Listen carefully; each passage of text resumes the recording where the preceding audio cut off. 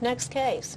A 70-year-old male arrives by ambulance from the nursing home. The nursing home reports a non-productive cough since he choked on his lunch today.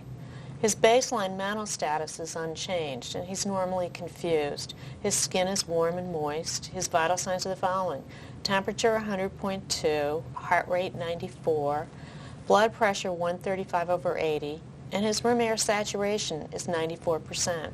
His respiratory rate is 20 and non-labored. So do I hear ESI level 1 for this patient? I don't know. I don't think he needs to be intubated right now. Good. Neither do I. You know, he really is not in acute respiratory distress.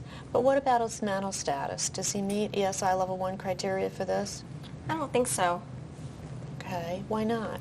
Well, because he's not unresponsive. He's just confused. So maybe he meets a level 2 criteria. So what do the rest of you think? ESI level 2? Not really. He's always confused, so it's nothing new.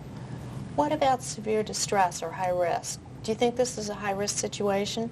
Would you give this patient your last open bed? Well, he comes in by ambulance, and I really don't want him in the waiting room.